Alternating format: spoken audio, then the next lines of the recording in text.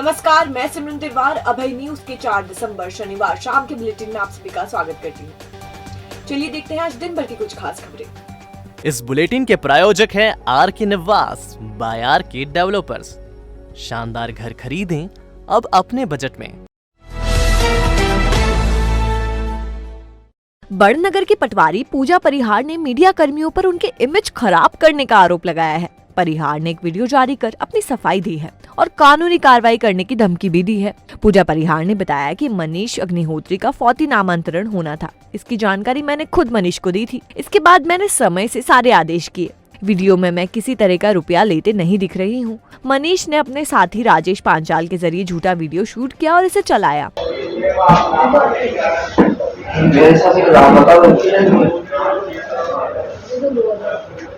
ऐसे में लोगों पर कानूनी कार्रवाई करने की मैं तैयारी कर रही हूँ। अब आप खुद पूजा परिहार का वीडियो देखिए। देखिए, ये जो वीडियो सोशल मीडिया पर वायरल हो रहा है कि महिला पटवारी ने आवेदक से 2000 की रिश्वत ली है, इसमें जो सच्चाई है वो मैं आज आपको बताती हूँ। मीडिया के सामने आना मुझे इसलिए भी ज़रूरी है क्योंकि मेरी इमेज ख़राब हो रही है। मैं एक महिला पटवारी होने के नाते लो फील कर रही हूँ क्योंकि मैंने हमेशा से अपना काम बड़ी ईमानदारी से किया है। इसमें सच्चाई ये है कि जो आवेदक हैं मनीष अग्निहोत्री, पिता राधेश्याम अग्निहोत्री, इनके फादर एक्सपायर हुए कुछ टाइम पहले। मैंने इन्हें आगे होकर खबर करी कि आपको अपना फौती नामांतरण कराना है क्योंकि पटवारी की जिम्मेदारी होती है कि वो फौती नामांतरण करे उस ग्राम का। मेरे द्वारा इनका आवेदन किया गया, ऑर्डर टाइम पर हुआ है, आप कोर्ट से पता कर सकते हैं। दूसरी बात कि मैंने इनकी डायरी टाइम पर अपडेट करके जब रिटर्न कर रही थी तब इनके द्वारा, इनके दोस्त राजेश पांचाल के द्वारा एक वीडियो शूट किया गया मेरे ऑफिस का और फिर उसको वायरल करके उसमें बोला जा रहा है कि रिश्वत ले रही हैं। मैं कहीं से कहीं तक इनसे पैसे लेते हुए नहीं दिख रही हूँ। मैं आप सभी रिपोर्टर्स से, न्यूज़ चैनल से रिक्वेस्ट करूँगी कि आप इस पूरे वीडियो की सच्चाई को जानने की कोशिश करें, उसके बाद ही इसे प्ले करें। अदरवाइज़ अपने यूट्यूब, फेसबुक लिंक से इसको डिलीट करें, अदरवाइज़ मैं आप पे भी कार्रवाई करूँगी। और मनीष अग्निहोत्री और जो रिपोर्टर हैं अर्पित नागर, उन्होंने अपने पर्सनल इंटेंशन जब पूरे उनके नहीं हो पाए तो उन्होंने मुझ पे ये आरोप लगाया है, एक ईमानदार पटवारी होने के नाते, जिसने पास्ट में एक विधायक के लड़के तक से पंगा ले लिया था सच्चाई के लिए। क्या वो 1000 रुपये के लिए अपनी इमेज खराब करेगी? सोचने वाली बात है। कार्तिक मेले में झूले की जगह को लेकर शनिवार को बवाल हो गया है। व्यापारी इस कदर आक्रोशित हुए कि उन्होंने पहले कार्तिक मेला मंच और बाद में नगर निगम कार्यालय पर जाकर धरना दे दिया। करीब 2 घंटे तक चले प्रदर्शन के बाद निगम अधिकारियों ने आपसी सहमति के आधार पर व्यापारियों को झूला लगाने की मंजूरी दे दी है। कार्तिक मेले का रंग अब तक झूले शुरू नहीं होने के कारण जम नहीं पा रहा है। झूले नहीं लगने के कारण जगह का विवाद है। अब तक मेले में 18 झूले लगते थे, लेकिन इस बार 3 नए झूले आए हैं। नए झूलों के लिए निगम अधिकारियों ने जगह तय नहीं की है, लेकिन उनकी रसीद काट दी है। अब नए व्यापारी अपने झूले फिट कर रहे हैं तो पुरानों को परेशानी हो गई है, क्योंकि नगर निगम ने झूलों की संख्या तो बढ़ा दी है लेकिन जगह नहीं बढ़ाई। एक झूले को फिट होने के लिए 70 फीट की जमीन की जरूरत होती है, लेकिन उन्हें आधी जगह ही दी जा रही है। इससे खफा व्यापारियों ने शनिवार को धरने पर बैठ गए। पहले वो कार्तिक मेला मंच पर प्रदर्शन करते रहे, बाद में वो नगर निगम कार्यालय पहुंच गए। झूला व्यापारी निमेश शुक्ला का कहना है कि नगर निगम नए झूले व्यापारियों को जगह देने के लिए गोटी कर रही है, जबकि पहले पुराने वाले झूलों को जगह देनी चाहिए। निगम 30 से 35 फीट जगह दे रहा है, जबकि जरूरत 70 फीट की है। नक्शे के मुताबिक पहले 18 झूला व्यापारियों को जगह देनी चाहिए, फिर नए व्यापारियों को जगह देनी चाहिए। नगर निगम हमारे साथ तानाशाही कर रही है।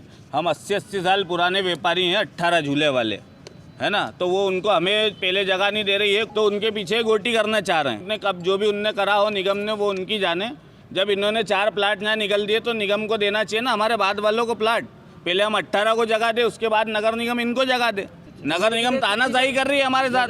भैया जब 18 ये जो नक्शा है, जब ये 18 झूलों का नक्शा है तो ये 18 झूले लगवाओ ना आप पहले। झूला व्यापारी अब्दुल अजीज जेदी कहते हैं कि गोटी करने की जरूरत ही नहीं है। पहले 18 झूले वालों को जगह दे दी जाए, बाद में जगह बचे तो दूसरों को दे दो। जेडी के मुताबिक नगर निगम की कचरा गाड़ी से दोपहर 1:17 बजे गोटी डालने की सूचना मिली कि दोपहर 2 बजे गोटी डाली जाएगी। निगम कार्यालय में कोई भी जिम्मेदार नहीं मिला। परेशानी तो ये है कि वारी नगर निगम तेरा खेल, सारे कार्तिक मेला व्यापारियों का निकाल दिया तेल। सारे परेशान हैं, हालात बद से बदतर बना दिए हैं। जो कोई भी अधिकारी मेला ग्राउंड में आने को तैयार नहीं है। 16 दिन हो चुके हैं मेले का। अगर ये आज की कमाई थी ये भी हमारी मारी गई। पूर्व में भी हम मांग कर चुके हैं कि अगर अमावस से पूर्व जो है कि मेला शुरू हो जाता है तो कुछ तो राहत मिल जाएगी, लेकिन उसको वो भी नहीं मिल पा रही। झूले वालों का भी भाई, ये दुकानों का तो तकरीबन 5 साल से गोटी करते आए हैं। अब इनने ये नया नियम निकाला है कि झूले वालों का भी गोटी सिस्टम करते हैं, तो किस आधार पे करेंगे? ऑन स्पॉट आकर के पुराने या फिर वरीयता के आधार पे आप उन्हें बिठाओ आकर के हैं। और कल बोल दिया कि लगाओ आप झूले खड़े करो, जब पिल्लर खड़े करना चालू करे तो आज 1 घंटे पहले गोटी का कह देते। भाई हम ये चाहते हैं कि या तो सीनियरिटी के हिसाब से निगम के कोई भी अधिकारी आ जाए। कर्मचारियों को 50 साल का रिकॉर्ड है इनके पास, कोई नया कार्ड नहीं बनाया, नए रजिस्टर नहीं बनाए। 50 साल के रजिस्टर है इनके पास, उसमें सब लिखा हुआ है कि किसको कितनी देना है। हम ये चाहते हैं पुराने जितने भी झूला व्यवसायी है पहले उनको बिठा दिया जाए, जो बचती है नयों को दे दिया जाए अगर नए पैदा हो गए तो। सहायक आयुक्त सुबोध जैन ने बताया कि झूले वालों के बीच सहमति नहीं हो रही थी। 8 दिन से इनके बीच सहमति नहीं बन रही थी। सर्वसहमति से ये लोग झूला लगाने को तैयार हो गए हैं। हमने 21 झूले वालों को मंजूरी दे दी है। मेला अवधि बढ़ाना हमारा अधिकार का मामला नहीं है, वो कमिश्नर और संभागायुक्त का मसला है। झूले वाले लोग थे जो आपस में इनका सहमति नहीं हो पा रही थी। हमने इनको पहला मौका यही दिया था कि आपसी सहमति से उपलब्ध स्थानों के आधार पर आप लगा लो, क्योंकि चूंकि लेआउट पूरा चेंज हुआ है, पुराना वाला स्थान अब नहीं है। तो वर्तमान में जो उपलब्ध स्थान के हिसाब से इनको आपसी सहमति का मौका दिया गया था। विगत 8 दिनों से ये सहमति बनाने की कोशिश कर रहे थे। आज भी हमने इनको अंतिम मौका दिया था, तो लेकिन आज बहुत अच्छा ये है महाकाल की कृपा से कि सभी सहमति इन पर हो गई है और सर्व सहमति से ये झूला लगाएंगे। और लिखित में आश्वासन दे गए हैं कि हम कोई विवाद भी नहीं करेंगे और न कोई शिकायत। और जो भी स्थान उपलब्ध है उस उपलब्ध स्थान पे सहमति से झूला लगाएंगे। लगभग कितने झूले लगना है? इसमें कुल 21 झूले वाले हैं, जिनको हमने बराबर सबको 21 प्लॉट बना दिए हैं। साइज जरूर मौके पर उपलब्धता के हिसाब से इनको आवंटित। इसके विषय में हमारे हक की बात नहीं है। एक आयुक्त महोदय और संभागायुक्त महोदय के अधिकार क्षेत्र का मैटर है। ये जैसा निर्णय लेंगे हम वो पालन करवाएंगे। कोविड काल में आशा कार्यकर्ताओं से सरकार ने काम तो करवाया, लेकिन उसका भुगतान नहीं दिया। सर्वे के लिए 1000 रुपए पहले दिए जा रहे थे, लेकिन धीरे धीरे उसे भी बंद कर दिया गया। ऐसे में जब कार्यकर्ताओं का सब्र का बांध टूटा तो उन्होंने काम बंद कर शहर सहित प्रदेश भर में शनिवार को प्रदर्शन किया। उज्जैन ब्लॉक की करीब 350 आशा कार्यकर्ताओं ने शनिवार दोपहर 2:30 बजे चरक अस्पताल परिसर में प्रदर्शन किया। उनका कहना था कि मार्च 2021 से कोविड में ड्यूटी लगाई गई है, लेकिन अभी तक वेतन नहीं दिया गया। इसके अलावा सर्वे कार्य के लिए 1000 रुपए देना निश्चित किया गया था, लेकिन वो भी बिना सूचना बंद कर दिया। अब यदि हमें भुगतान नहीं किया जाता है तो कोविड ड्यूटी और सर्वे कार्य नहीं करेंगे। जिले भर में करीब 5000 आशा कार्यकर्ता हैं, सभी का मार्च से भुगतान रुका हुआ है। इस संबंध में जब अधिकारियों से बात की जाती है तो वे सिर्फ आश्वासन ही देते रह जाते हैं।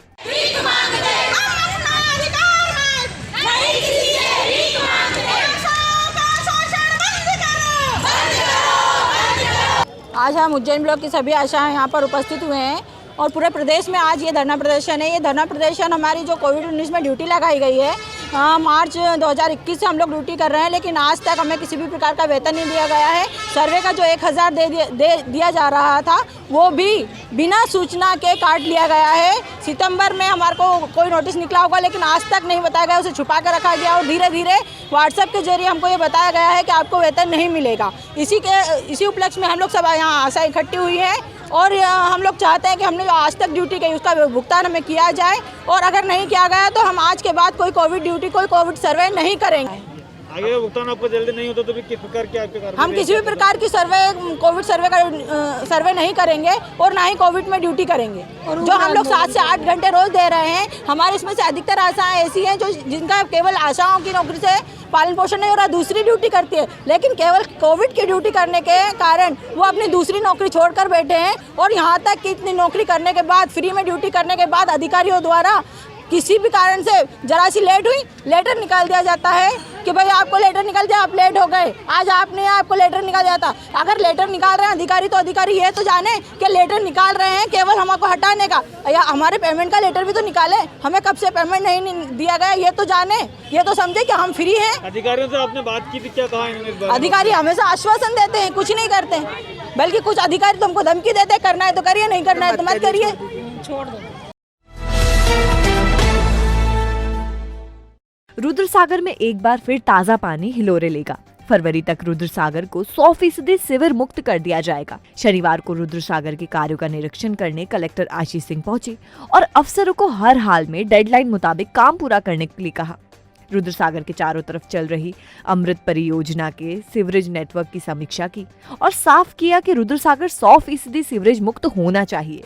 इस दौरान कलेक्टर ने सरफेस पार्किंग के साथ सुरक्षित पैदल मार्ग बनाने और 4 धाम कैरेज वे में आपातकालीन स्थिति में वाहनों के सुगम आवागमन की योजना बनाने को लिए भी कहा है। स्मार्ट सिटी के बेगमबाग रोड पर भूमिगत पार्किंग की समीक्षा भी की गई। दौरे के दौरान smart city CEO Anshul Gupta भी साथ मौजूद थे। बगैर लाइसेंस के पिपलोदा द्वारकाधीश में गैस सिलेंडर रखने वाले आरोपी बाबूलाल कुमावत के खिलाफ प्रकरण दर्ज कर लिया गया है। कुमावत के घर से अलग अलग कंपनी के 26 gas cylinder, gas refilling machine और 3 उपभोक्ताओं की डायरी बरामद की गई थी। आरोपी ने अनाधिकृत तौर पर गैस सिलेंडर रख रखे और वाहनों में इनके फ्री फिलिंग कर रहा था। इसके साथ ही गैस सिलेंडरों की खरीदी बिक्री भी की जा रही थी। कलेक्टर आशीष सिंह के आदेश पर बाबूलाल कुमावत के साथ एचपी गैस के ग्रामीण वितरक रामप्रसाद सूर्यवंशी के खिलाफ मुकदमा दर्ज कर लिया गया है। बड़नगर के पिरछालर के पास मजदूरी करने आई युवती की प्रसूति सड़क पर ही होने के मामले में नया मोड़ आ गया है। युवती की प्रसूति तो खेत पर ही हो गई थी, लेकिन उसकी तबीयत खराब होने के कारण उसे अस्पताल लाना था। इस दौरान ग्रामीणों ने सड़क खराब होने की समस्या बताने के लिए वीडियो बना लिया और उसे वायरल कर दिया। खरगोन के भिल गांव का राकेश भुरिया पत्नी सुमित्रा, बेटी पूजा और दामाद अनिल के साथ मजदूरी करने आया था। पूजा 7 महीने की गर्भवती थी और शुक्रवार तड़के ही उसे डिलीवरी दर्द हुआ और खेत पर ही प्रसूति हो गई। समय से पहले प्रसूति होने से पूजा और बच्चे की तबीयत खराब थी। उसे अस्पताल ले जाने के लिए जननी एक्सप्रेस रवाना हुई थी, लेकिन बारिश के कारण रास्ता कच्चा होने से वो खेत तक नहीं पहुंच सकी। ऐसे में पिता राकेश पुत्री को गोद में लेकर वाहन तक पहुंचा और उसके बाद पूजा और बच्चे को चरक अस्पताल लाया गया। चरक अस्पताल में राकेश ने मीडिया को बताया कि पूजा की डिलीवरी सुबह 4 बजे ही हो गई थी। उसे दर्द हो रहा था। जननी एक्सप्रेस बुलाई थी, लेकिन वह रास्ता खराब होने के कारण अंदर तक नहीं आ सकी। सुबह 7 बजे जब पूजा को गोद में लेकर वाहन तक जा रहा था, इसी दौरान सड़क की समस्या बताने के लिए ग्रामीणों ने वीडियो बना लिया और वायरल कर दिया। मेरी बेटी का 4 बजे डिलीवरी हो गया था। उसके बाद में कि 1 घंटा डिलीवरी में फाटक में पड़े रही। उसके बाद में गांव में गया, गांव में गाड़ी करके लाया। उसके बाद में एक गांव वाले इकट्ठे हो गए, गांव वाले ने वीडियो बनाया, ठीक है। उसके बाद में गांव ने वीडियो बनाया रास्ते वास्ते, ये रास्ता हमारा रास्ता क्लियर हो जाए, इसके बाद वीडियो बनाया। तो मेरी बच्ची को एम्बुलेंस भी आ गई थी, एम्बुलेंस गाँव में खड़ी थी, एम्बुलेंस फंस गई थी। उसके बाद में एम्बुलेंस नहीं आई तो टेम्पो करके हम खेत पे ले गए थे, उसको बच्ची को लेके आए थे इधर। बच्ची तबीयत अच्छी है, बच्ची भी लड़की भी एडमिट हो गई है, कोई दिक्कत वाली बात नहीं। पूजा की मां सुमित्रा ने भी यही बात दोहराई। हालांकि उसने बताया कि चरक अस्पताल में पूजा और उसके बच्चे को भर्ती कराने के लिए काफी इंतजार कराया गया। शुक्रवार की दोपहर 12 बजे वो लोग चरक अस्पताल आ गए थे, लेकिन पूजा और उसके बच्चे को भर्ती नहीं किया गया। कलेक्टर के आदेश पर खंड विस्तारक प्रशिक्षक इंगोरिया हमीद खान और हेल्थ सुपरवाइजर नारायण शर्मा के दखल के बाद बच्चे और मां दोनों को भर्ती कर लिया गया। हम जांच करवाने लगा रहे थे तो रास्ते में हो गया था सब, और रास्ते में आया तो एम्बुलेंस को फ़ोन लगाया था, कीचड़ था तो वो आने में देर हो गया तो फंस गई थी गाड़ी, बस तो फिर टेम्पो में लाए हम उसको 6ठे महीने में। बताया था हमने, पहले बताया था 15 रोज हुए बताया, और सोनोग्राफी भी करवाई थी हमने बदनगर में। उसके बाद में मालूम पड़ा 6ठे चल रहा है, 6ठा महीना। यहाँ कुछ भी नहीं अच्छा है, पर वो क्या कल भर्ती नहीं करा था, बस वही है। हाँ तो सर नहीं करवाए, नहीं तो हमारी तो कोई सुनवाई नहीं करे। इंगोरिया के सेक्टर सुपरवाइजर नारायण शर्मा ने बताया कि जननी एक्सप्रेस मौके पर पहुंच गई थी, लेकिन बारिश के कारण थोड़ा सा रास्ता खराब होने से उसे थोड़ी दूर रोकना पड़ा था। अब मां और बच्चे को अस्पताल में भर्ती कर लिया गया है। एम्बुलेंस आ गई थी, रास्ता खराब तो कीचड़ होने की वजह से वहाँ तक नहीं पहुँच पाई। तो दूसरा उसका जो है वाहन करके एम्बुलेंस तक ले गए और रास्ते में गांव के लोगों ने उसको वीडियो बना कर वायरल कर दिया। इन्होंने फ़ोन लगाया, जैसे हमारे आशा कार्यकर्ताओं के माध्यम से वहाँ से गाड़ी बुलाई गई, तो वो गाड़ी वहाँ तक रास्ता ख़राब होने की वजह से नहीं पहुँच पाई। इनका इलाज ट्रीटमेंट शुरू हो गया, रास्ते में डिलीवरी हो गई थी। बच्चा सुरक्षित है, फर्स्ट है बच्चा। त्रिस्तरीय पंचायत चुनाव की हलचल शुरू हो गई है। प्रदेश में 3 चरणों में चुनाव कराए जाएंगे। 6 जनवरी से 16 फरवरी तक चुनाव होंगे। त्रिस्तरीय पंचायत चुनाव को निष्पक्ष बनाने के लिए कर्मचारियों और अधिकारियों की ड्यूटी बदली जाएगी। वो अपने विकास खंड में चुनाव नहीं करा सकेंगे। इस बार चुनाव का प्रचार 24 घंटे के बजाय 48 घंटे पहले ही बंद होगा।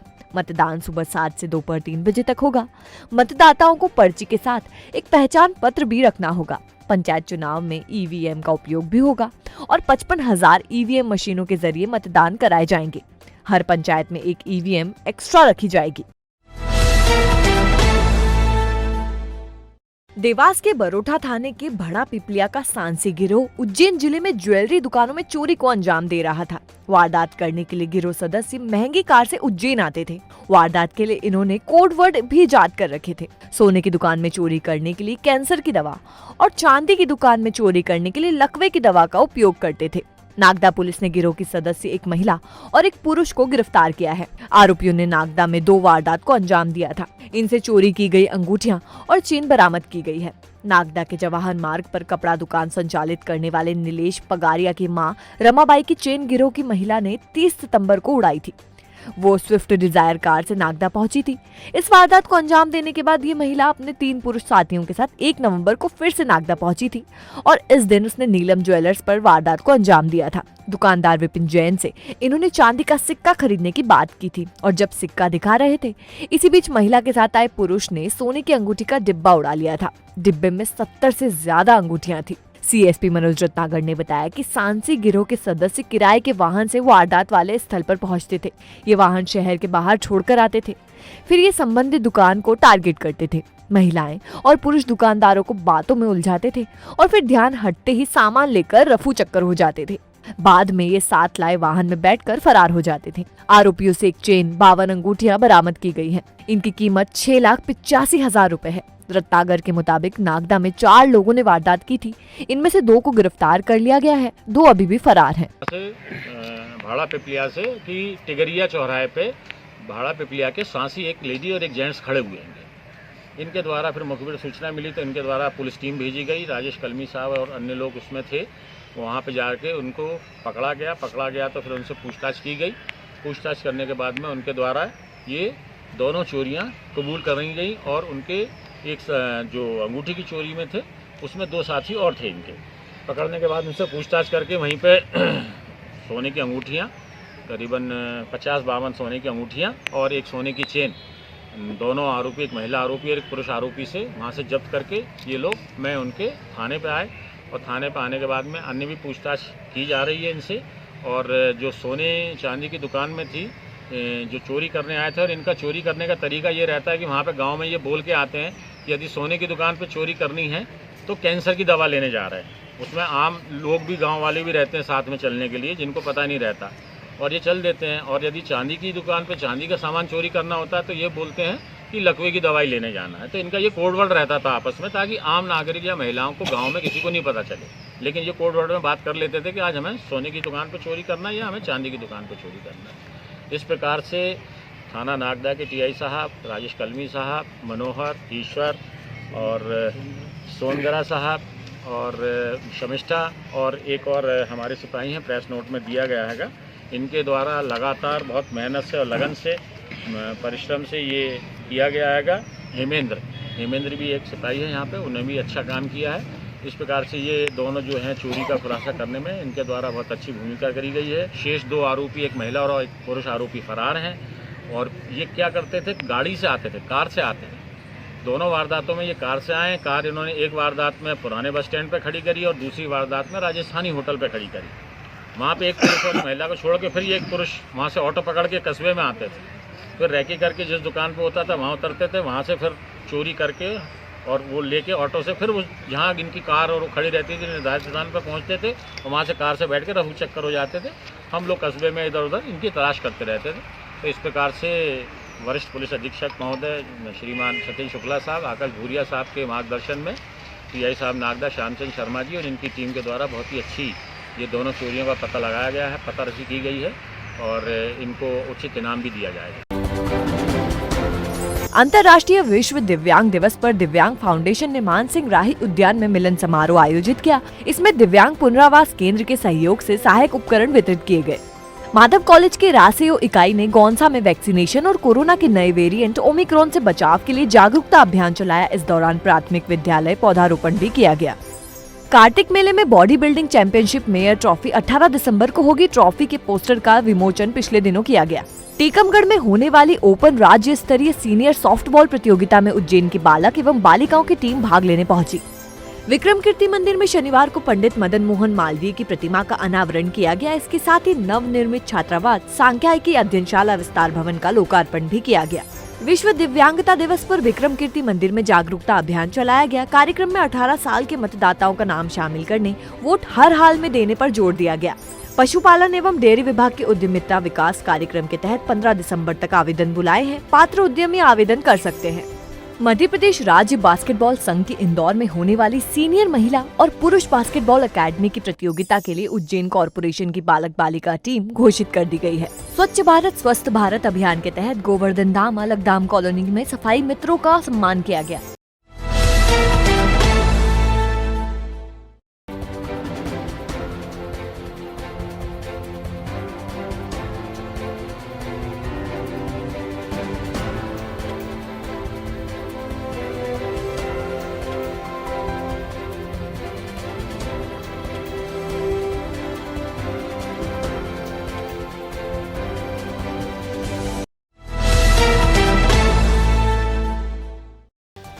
तो आपने देखा अभय न्यूज का आज का बुलेटिन। अगर खबरों को लेकर आपके पास कोई फीडबैक है तो हमारी कमेंट सेक्शन में जरूर बताइएगा। कल फिर मिलेंगे इसी समय। नमस्कार।